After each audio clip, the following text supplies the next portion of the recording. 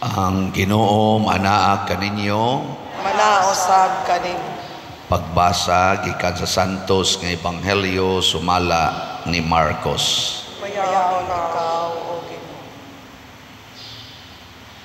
Unya mibiha sila ni adtong dapita ug mipadayon paglakaw latas sa Galilea.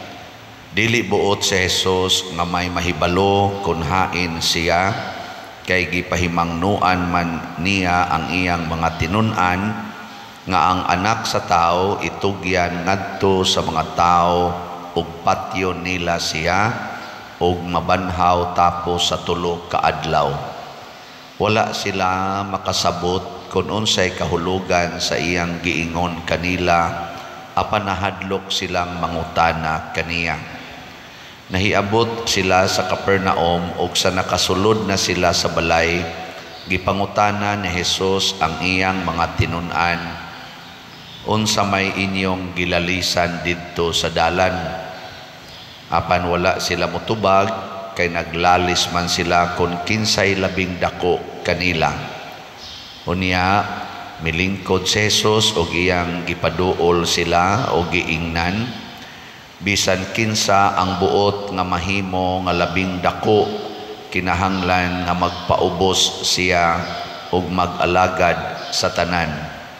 Unya gikuha niya ang usa ka bata ug iyang gipatindog sa ilang atubangan, ug iyang gikugos ang bata ug miingon siya kanila, ang mudawat sa usa ka bata nga ingon niini sa akong ngalan, mudawat usab kanako, ug ang mudawat kanako wala mudawat kanako lamang kundili kaniya usab nga nagsugo kanako. Ang Ebanghelyo sa Ginoo. Dayon ikaw o Kristo.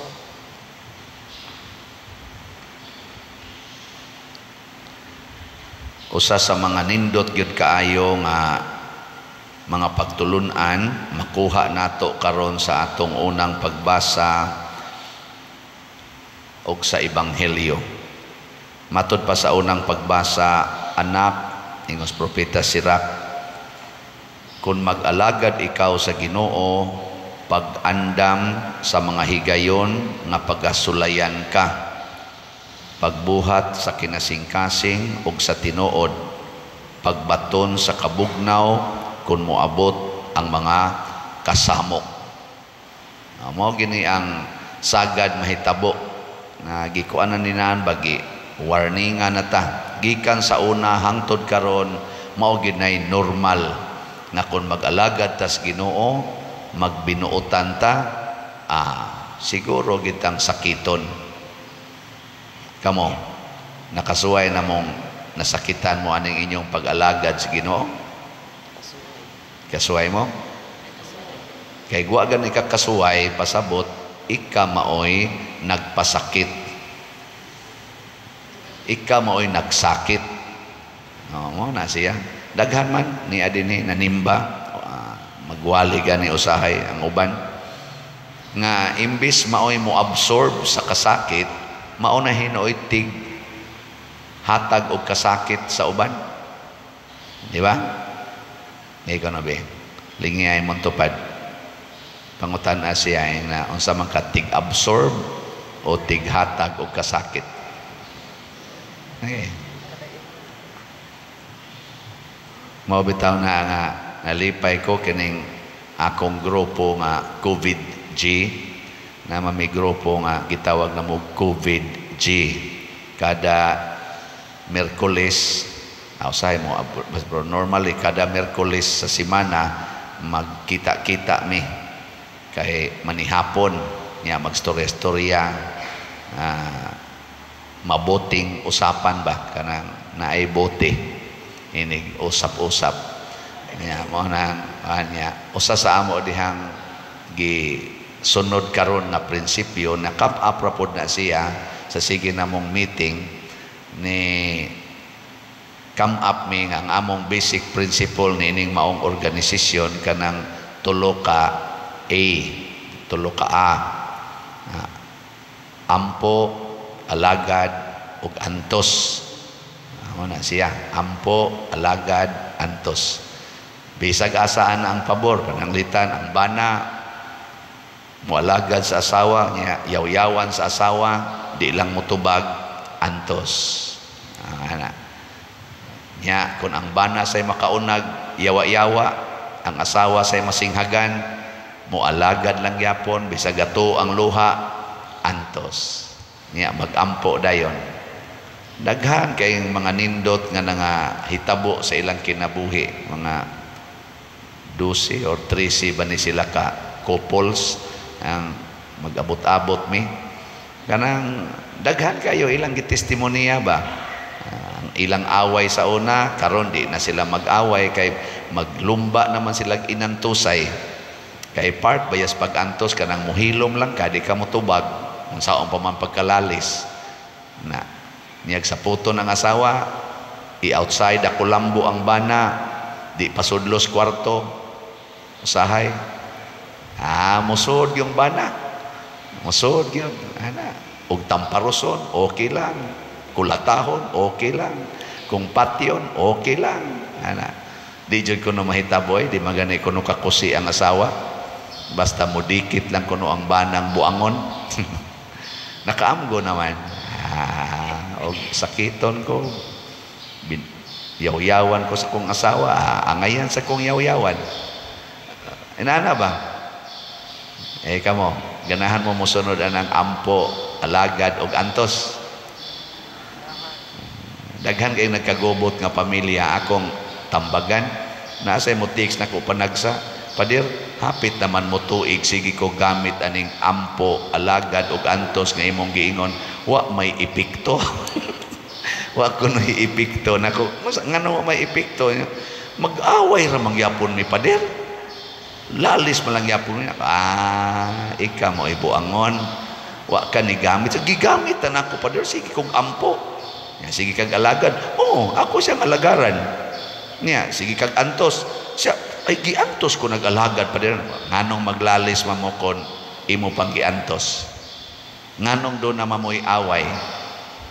Nga di man na mangaway ang muantos. Mudawat raman na bisag patid-patiran, bisag pagkulatahon. Mudawat raman na. Pareha ni Jesus ba? Nagkalalis dahil sila, naglansan niya sa cross. Naglalis, nagsininghagay. Si Maria, nakiglalis di ay. Wano? Mao na. Mao na iantos. Wato siya mo gamit. Ang iya ato, kanang mo alagad ka, di jud mo magkalalis, basta mag-alagad. Kaya unsa may pasabot ang imong priority pag-alagad. Dili ka mangayo og baos. Alagad gud. Ang imong kalipay naas pag-alagad. Di ka mangayog baos. Mo na ingos Kristo kung kamo mangalagad, ayaw mo paghunahuna og bayad. Para nang mo trabaho ka, kompanya, o bisan din ni simbahan. Ingon ani karon ako nagmisa ko. Di ko maghunahuna og kolekta. Ana ba? Slot noon, mo offer ako. Baligya og slot niya, og way mo palit. Adi rasad ko ana mo reklamo. Kaya ang akong kalipay naa mas pag-alagad sa akong pagkapari nganha ninyo. Dili man ang kolekta nga ako madawat gikan ninyo. Kay magdepende naman sa na ninyo kung mualagad sad mo sa simbahan pinaagi nako. O di manghuog mo sa kolekta aron doon ako'y magamit din ni simbahan. Niyag moingon tang naatay mga slots kay naatay project sama niya tong kumbinto. Di mopalit mo og slot kay gusto mamong mualagad pero ayaw pagpalit og slot unya moingon din ka moabotin ni rong grasya mudaghan din ni akong kwarta. Buangon sad ka na. Di ba? Na makahatag og kalinaw. Kinsa may makahimo niini? Matud pa ni Hesus, ang bata ra gyud. Kay ang bata ra gyud mo'y magsigig himog mga butang nga way paghuna-huna kung bayran siya. Ang iyang kalipay naas pagbuhat sa maong butang.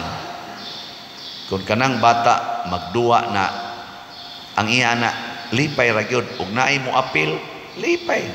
Nya magbugno na sila, mag-away na sila, ikataw-tawran. Kuha na sad, kanang duwa na sad.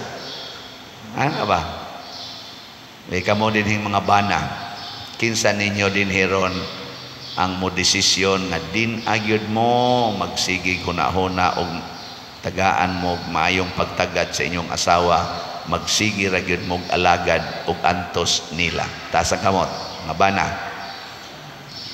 Anay usang ni isa ang uban kasigi lag kinopo no, uban sa doko-doko. Dugay na ko inanto sa panuay nako. Depende tingali niya. Abi arin lang tas mga asawa kay kani man yung asawa mo mga buotan kayo kinsa dining asawaha nga musaad nga magsigi na lang yung alagad din agyod muyaw-yaw sa banata sa kamot. Nay usay mauwawon kay nisulti. Mao ni ang atong kinaiya. Pero kamo pulos pa mo mga bata kana mga grade 1, grade 2 inig-ingon ako isas kamot. Ana gid na. Di ba? Yang ano man mo isa sa inyong kamot kay kunuhay dagko na mo kauwaw mo isa ta. Ang bata lagi mo sunod inig sultis Ginoom lahos gina. Nagmisa lang ko nga naay mga elementary ba mga Boy Scouts hapit katunga tingali ato mga Boy Scouts nya nasa ang mga ginikanan kay mura man tog ilang jamboree. Kada nako paisas kamot ang mga katong mga Boy Scout ba Boy Scout ba na kanang elementary ka na nag-uniform pastang kusugang mo isa ang mga ginikanan o mga maestra wagi mo isa. Pero ang bata sige lang sa giisa kisa din ang di na mangaway yun. Nako sige suway ko nung nagsukmag ka ng nang isas kamot. Apa man sila mong sukmag no. Pero mo na ingos Hesus kinahanglan mahisama mo ni ining bataa aron mahimo mong dako saging harias langit mo alagad mo sa tanan sa way pagpangayo ug baos. Mao nay sikreto aning kinabuhi natos kalibutan nga mahimong malipayon, balaan ug mauswagon. Pagpakabata sunod sa sugo sa Ginoo way reklamo. Matod pastubag nato sa Salmo unsa to? Itugyan ang inyong kinabuhi ngadto sa Ginoo ug tabangan kamo niya. Kanang bata nga magpakabata tabangan ginas inahan labi nag magsigig smile magsigig kana bang magpakabata lagi siya ba atimanon pero ang bata magpakadakong tao gani magtumans gusto lakaw ngadto way pananghid unsa may dangatan makusian gyud malatusan gyud pero magpakabata lang gyud kanang dependent ba nya unsa isulti mo tuman kana perting pinanggaan ng bata lingi ay mong tupad ang di mo lingi maimpierno ina sugod karon magpakabata na ta ha ina ang tupad kabata na ta na sa mga dagko ang pagpakabata mao ang pag-ampo kanunay pag-alagad kanunay o pag-antos kanunay. Nya kinsa may makabenepisyo niini ang una gyud ayaw pangayo og maayong epekto diha nimo. Tingali sa sige nimong alagad daog-daogon gyapon ka, sa sige nimong antos paantoson lang gyapon ka. Ang tumong ni ana aron makahatag-tag kalipay sa uban. Si Kristo niingon gyud higugmaa ang imong isig katao sama sa imong kaugalingon. So pasabot nihimo ko ani akong pagampo, kini akong pag-alagad, kini akong pag-antos para ni sa uban, di ni para nako. Nya kung do naman tay makuha nga kaayuhan gikan aning atong pagsigig ampo, sigig alagad og sigig antos, pakapin ra na. Dili na mo'y number 1 objective. Aron di ta magmahay-mahay, di ta magsigig kwenta nga usa ka tuig naman, tulo ka tuig naman akong ampo alagad og antos wa man gyud maayong niabot nako, sayop na. Kay kanang maong pagampo, pag-alagad og pag-antos sa mas gibuhat ni Kristo, ni Maria ug sa mga santos para na sa uban, di na para ato. Munang hinumdumi ni kanunay aron dili mo magmahay-mahay aning kinabuhia, dili mo ma-stress ug dili sad mo ma-depressed. Manindog ta.